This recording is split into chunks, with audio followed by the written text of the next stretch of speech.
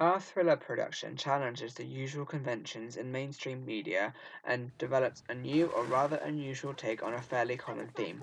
An example of this theme would be in the films Snatch and Kiss Me Deadly, both of which share the common theme of violence, with the male characters being seen as the tough criminals and the female roles being portrayed as victims.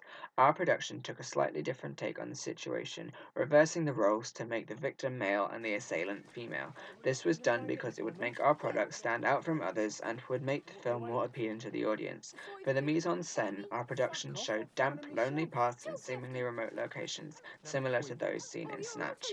As you can see, the main character in both films is walking along a lonely farm path in fairly remote locations, keeping with the continuity of the type of location generally seen in thriller.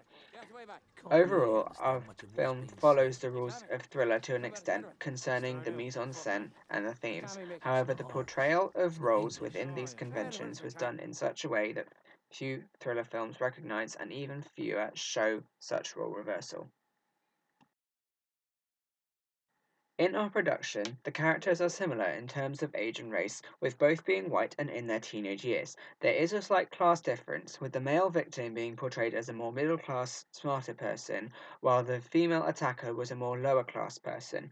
The characters were both white and seemingly British, which challenges the usual conventions of thriller due to the fact that usual representation of violent situations, like the one in our media product, is that one or both parties are of different racial or ethnic background. Both of the characters appear to have the same or similar physical ability, and this reflects how more of these types of situations happen to those who are more physically able. In the production, there is no reference to the topic of sexuality, as there was no need for it to be included, because although the production showed a violent scene, of which this could have been an instigating factor, the mystery and suspense of questioning why something happens allows the audience to keep viewing until the end, thus creating an overall better production. Our production has the capability of being distributed across all media channels, as it has the makings of a full feature length product which would then be shown at a later stage across other platforms. Mainstream cinemas, such as the Odeon, might show our production as it has a good enough combination of background detail and mystery to be made into a proper feature length piece that would fully engage the audience. Online distributors such as Netflix and Amazon Prime might also wish to acquire the rights to show our product, as it may be one that grows in popularity, which may mean that the audience wishes to watch it at a later stage in their own time. Furthermore, it may be a production that not everyone gets to see in mainstream media showings, and thus might have to resort to other platforms and channels to watch it. Television channels might also be willing to show our media product, albeit after the 9 p.m. watershed, because often feature films are shown at a time when the main film is available to purchase on DVD, and television channels then choose to put it on nationally in an attempt to gain a wider audience. Our production would be shown after the watershed because the content, as can be seen from the opening sequence, is of fairly violent background, and this suggests that the rest of the film would be of similar fashion, and thus would be unsuitable for audiences under a certain age and would have to be shown at the right time of the day. Based on the feedback from the preliminary task and also from our peers during the editing stage of the product, our target audience would be young people between the ages of 14 and 19 years old. This is because the characters shown in the opening sequence are of that age and are portrayed in such a way that the audience would be able to relate to one or both of them. Furthermore, the target audience will be appropriate for both the level of violence shown in the piece and also the way in which it is put across, due to the fact that a younger audience may not fully understand what is going on and might be upset by such scenes, while an older audience might find it generally unappealing. The audience research was carried out using quick survey and cross-referencing our results with previous research done by BBFC.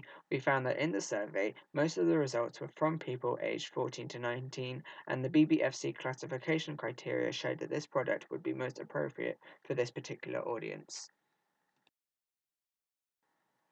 The characters in our production appeal to the audience by being portrayed as having relatable personalities, so that the audience could find something in common with one or both of the characters. The theme of violence is addressed in such a way that the audience would be attracted to the mystery behind it, while also finding that it is a situation that regularly occurs in modern society. The location of the victim when he has the premonition, compared with that of the premonition itself, is an interesting contrast, as although they are similar in the sense that they are both somewhat remote, they both give an extra feeling of suspense, which was utilized to attract the audience. The track used was chosen due to the fact that it gave a sense of foreboding and loneliness, which was then enhanced by the relevant clips in the production. The music heightened the emotion in the right places to enable the audience to empathize with the victim, almost feeling his pain and suffering. The lack of dialogue in the production gave a further sense of foreboding, as there was no speech or narrative to distract from the scene itself. The only sound was the diegetic sound from the rain in the clips of the victim on the path. Through the making of the production, we learnt how to use the cameras in such a way that, when paired with the editing software, can be used to create a good quality media production. We learnt how to film from different angles and distances to create effects that would be instrumental in attracting the audience. We learnt how to add different types of shot, for example, the over the shoulder, point of view, and extreme close up shots, to create extra effects that would draw in the audience, as well as cutting between different shots at different speeds to enhance the suspense. We also found out how to use the shots to make the product seem more relatable, thus heightening the feelings being felt at any one time. Using the software taught us how to add different audio and visual effects to enhance the quality of the piece. For example, using certain filters and fades in the editing stage allowed us to clearly distinguish between the character having his premonition and the premonition itself. We learnt how some effects may be suitable when used alone, while some have to be paired with others to increase the quality of the product. Furthermore, the editing allowed us to see that some effects may seem suitable when written down, but putting them into practice showed that they didn't work as well as we'd hoped. Similarly, upon discovering the wide range of effects available to use on the editing software, some ideas came to light after the planning stage, some of which we decided to use as we had the room to experiment a little, which proved eventually to be a worthwhile decision as we found some editing effects that raised the quality of our overall finished product. From the preliminary task, we feel that we have learned a lot as we progress through to the full product, and have discovered how to use knowledge of the equipment and software available to us to make sure that the finished product is as good as it can be. Concerning the research, we learned how to use a mixture of open and closed questions to get the best results, and to keep asking and pushing for answers to ensure that the sample size is large enough to allow us to generalize the results. During the planning stage, we learned that some ideas would work in theory, but the time constraints and limited resources available to us meant that they didn't work when put into practice. Furthermore, some ideas would not be initially planned for, but will be used in the filming stage due to how well they enhance the quality of the finished piece. For example, the planning for the preliminary task was relatively poor due to the fact that it was hard to decide what to do in order to make it completely fit the specification.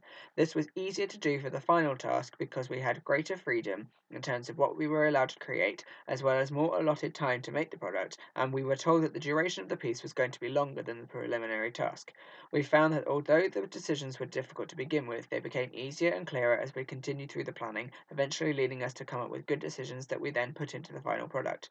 During the filming stage, we learned that to maximize filming time, we needed to decide what was going to be filmed at what times. Moreover, any specific scenes and clips that had particularly physical elements needed to be choreographed prior to filming. An example would be in the final task where the victim is being attacked by the assailant. During the filming of the preliminary task, we had not planned a lot of the filming in terms of what was going to be filmed when, which ultimately contributed to us not getting the highest possible grade. In this task, we planned the filming up to 1 week in advance, sticking to the schedule as we went along. The violence in the full product was choreographed before filming, not only to ensure that it looked realistic, but also to prevent any unnecessary injuries or mistakes. While we were editing the preliminary task, we found that it was hard to choose the right clips and effects to enhance the quality, while at the same time making the product fit with the duration stipulated by the specification.